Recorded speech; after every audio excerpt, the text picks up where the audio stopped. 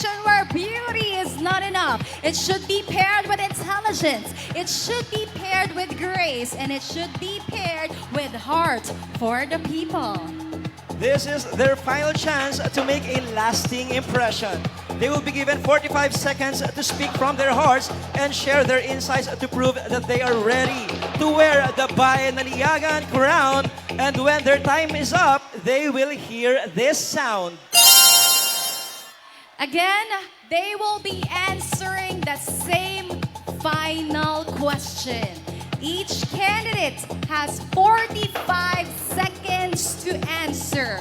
The scores are back to 0, and we are requesting the kind cooperation of everybody here to please refrain from making any unnecessary noise while the candidates are answering. Once they're finished, you are free to give them your loudest cheers, loudest claps, and loudest support. Yeah, and I think ready na mga fans ni 𝑵𝒂𝒂𝒏 from San Luis. Let's color up here. Wow. As I've mentioned earlier, kanina-wise, I have hosted her competition. So hello, it's nice to see you again. So how are you? I'm really good. It's good to see you here again, back on stage, but a different one, of course. Well, are you feeling more confident now as you were before? Yes, by God's grace, it's all fate that has brought me here. Well, what can you say to the people of San Luis knowing that they are here to support you? Thank you so much to my family, to my San Luis Nones who's here to support me. Thank you so much. This is all for you guys. Sobrang saya nila. Ikaw ba masaya ka ngayong gabi? Yes, of course. It truly took a very leap of faith, and we've worked hard for this, and I'm just really glad to be in the top 5. Well, congratulations to you. Candidate number 14, you have 45 seconds to answer. I will be reading your question twice. You ready? Yes. And the final question is, Agusan del Sur is a beautiful paradox, an agricultural economy embracing science and innovation, and yet still deeply rooted in our 4 indigenous cultures. As artificial intelligence and scientific farming reshape our agriculture practices, how do we ensure that these cold algorithms will not in turn destroy our sacred traditions and ancestral identity of our people? Again, Agusan del Sur is a beautiful paradox, an agricultural economy embracing science and innovation, and yet still deeply rooted in our 4 indigenous cultures. As artificial intelligence and scientific farming reshape our agriculture practices, how do we ensure that these cold algorithms will not in turn destroy our sacred traditions and ancestral identity of our people?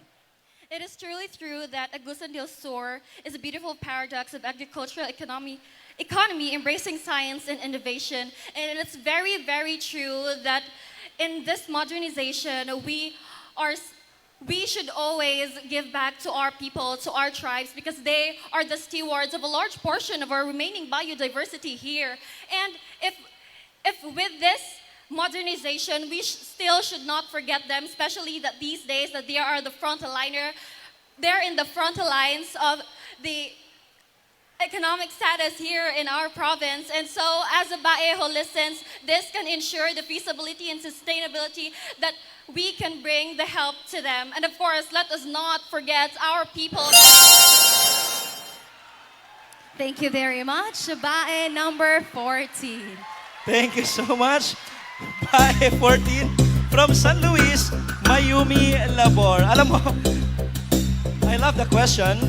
Ikaw, how do you prepare pala during the question and answer portion? I only prepare my dinner. Congratulations to that. That was a good first round. Now, next we have candidate number 6. From Bayugan City, Cherokee Wyatt. May request lang po kami sa director. Baka pwedeng ako na lang po ang mag-times up. Sabihin ko na lang, ting! Ganyan. Nagulat ka ba doon? Oh, I volunteer. Now we have Cherokee Wyatt from Bayugan City. And hello, Cherokee. Very beautiful. Hi, Cherokee. I think we've met also before, if I'm not mistaken. I asked you about your name. Saan galing yung Cherokee na name? It's from a Native American tribe in America po. Native American tribe in America. Okay. Cherokee, are you ready for your final question? Okay, I will read the question twice. So here's your, and you only have 45 seconds to answer the question. Agusan del Sur is a beautiful paradox, an agricultural economy embracing science and innovation, and yet still deeply rooted in our four indigenous cultures. As artificial intelligence and scientific farming reshape our agricultural practices, how do we ensure that these called algorithms will not in turn destroy our sacred traditions and ancestral identity of our people? Again, Agusan del Sur is a beautiful paradox, an agricultural economy embracing science and innovation, and yet still deeply rooted in our four indigenous cultures. As artificial intelligence and scientific farming reshape our agricultural practices, how do we ensure that these called algorithms will not in turn destroy our sacred traditions and ancestral identity of our people? We all know that Agusan del Sur is home to many cultures, traditions, and rituals that are deeply rooted into our identity, spirit, and heart. And we cannot deny that in modern times, there is so many artificial intelligence that are very rampant in our generation. What we can do in order to make sure that this does not affect badly our culture, our traditions, is to make sure that we preserve it naturally and we do not let it interfere badly with our culture, but we can also use it in a good way by spreading it through social media and making people aware of what Agusan del Sur truly is. Thank you. Thank you so much to you, Bayugan City, Cherokee Uwayan. Did you join ba noong 2024 sa Mutya ng Bayugan? Mutya ng Bayugan. I hosted that, girl. So I remember you.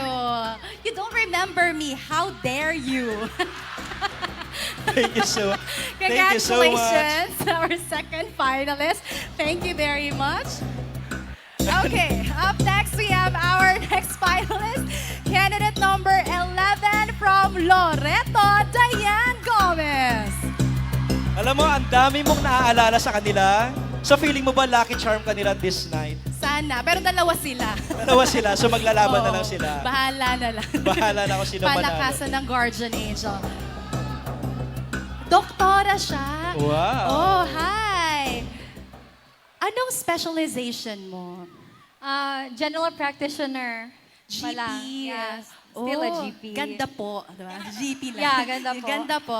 Okay, kung magpapacheck up ako sa'yo ngayon, anong diagnosis ko? First, I will ask you, anong complaint mo? Wala akong pera. General anxiety disorder? Nagkaroon ako ng sakit. Okay, candidate number 11, you are well supported by your peers over here. Congratulations for making it to the top 5. Hinga ka munang malalim. Congratulations again. Now, you have 45 seconds to answer, and we will be reading the final question twice. Are you ready? Yes. Okay. By number 11, the final question is, Agusan del Sur is a beautiful paradox, an agricultural economy embracing science and innovation, and yet still deeply rooted in our four indigenous cultures. As artificial intelligence and scientific farming reshape our agriculture practices, how do we ensure that these cold algorithms will not in turn destroy our sacred traditions and ancestral identity of our people? Again, Agusan del Sur is a beautiful paradox, an agricultural economy embracing science and innovation, and yet still deeply rooted in our four indigenous cultures. As artificial intelligence and scientific farming reshape our agriculture practices, how do we ensure that these cold algorithms will not in turn destroy our sacred traditions and ancestral identity of our people? Well, Agusan del Sur is called the land of opportunity for a reason. Land of golden opportunity because we have a lot of potentials that we can see in the land of Agusan del Sur. And with the help of our government officials, we're able to inculcate our scientific evidence with our land, the soil testing laboratory, to help our farmers. Data shows that 70% of Agsurnons are involved into subsistence farmings. Hence, it is helpful for our farmers to increase the productivity, the crop yields. And with this initiative, we are able to ensure that productivity, sustainability, and agricultural economy is ensured. Thank you. Maraming salamat. Bae number 11. From Loreto, Diane Gomez. Now let's call on Bayan number 5 from San Francisco, 𝑭𝑰𝑵𝑵ₚ. Candidate number 5 is our Miss Photogenic. She is also our best in play suit. Yeah. So 3 awards actually. Diba may 30,000 siya, naalala ko. Compute mo talaga. Yeah, sinabi mo kanina, Oo. she has 30,000 pesos. And she's here, our Bayan number 5 from San Francisco, 𝑭𝑰𝑵𝑵ₚ. Very beautiful. That's why she is Miss Photogenic. Kung may Miss Telegenic, for sure siya rin. Yes. Hello, candidate number 5. How are you feeling? I'm feeling nervous but grateful at the same time. Wow. So beautiful. Ano naman naramdaman mo nung ikaw ang natawag as Miss Photogenic? Of course, I didn't expect that because 14 ladies is very beautiful as well.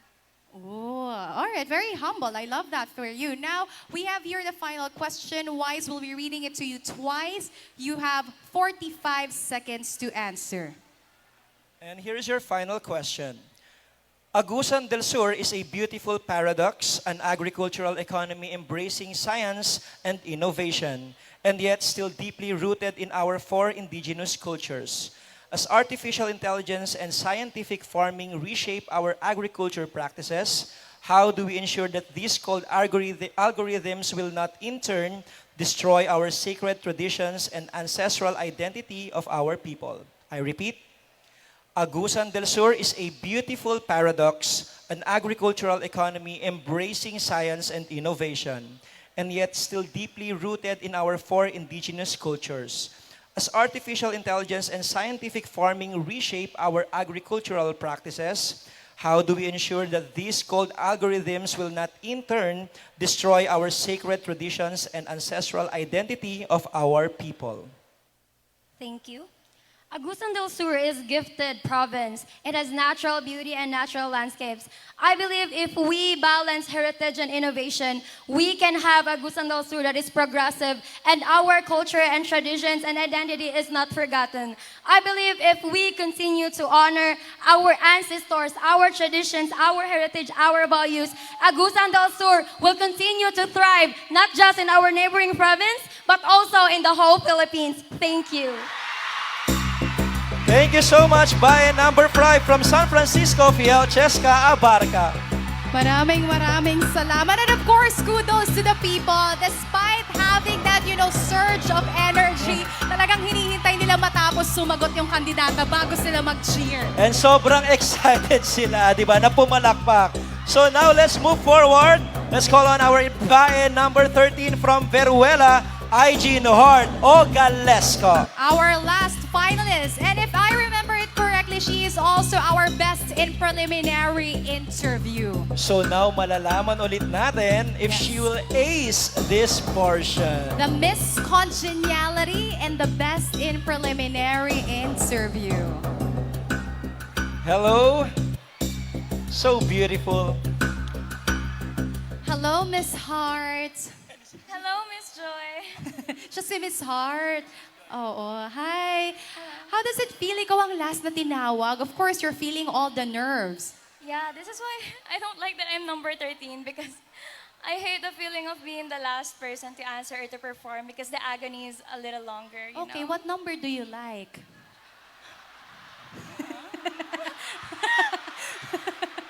Well, maybe like somewhere in the middle, like number 6 or 5 or 7. Ay, nakasagot na si Five. Okay. Miss Heart na lang ang tawag namin sa'yo. Miss Heart, what Okay. would you like to say to all the people who have supported you? Have your friends over there, your supporters. Right, of course, thank you so much to my municipality, to our mayor, to our SB, to our administrator, to my handler, and to all of the Sangguniang Kabataan members who are here to support me and my friends from 𝑵𝒂𝒂𝒏. Well, good luck to you, candidate number 13.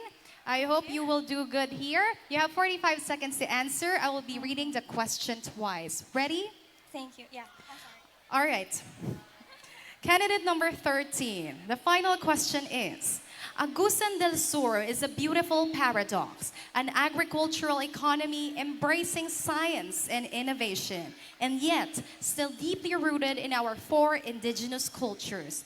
As artificial intelligence and scientific farming reshape our agriculture practices, how do we ensure that these cold algorithms will not in turn destroy our sacred traditions and ancestral identity of our people? You know, earlier I said that Agusan del Sur does it best when it comes to preserving our culture and promoting our traditions as a province. And Agusan del Sur is one of the largest landlocked province in the Philippines. And we heavily rely on farming, on agroforestry, and of course, Agusan River, which is our only source of fresh water in Agusan del Sur. And this is why I strongly advocate against the use of artificial intelligence, specifically generative artificial intelligence, because artificial intelligence uses a lot of water, fresh water that are meant for us, for the Filipino, for the people of the earth. And that is why I want to encourage everyone here to be mindful in using technology because, thank you. Thank you very much. Candidate number 13. Thank you so much. By number 13, 𝑭𝒂𝒂𝒏𝒂𝒕𝒊𝒐𝒏. And there you have them, ladies and gentlemen, our top 5 finalists. A few minutes from now, one of these remarkable women will be crowned as the new Bayan Naliagan and will be given the opportunity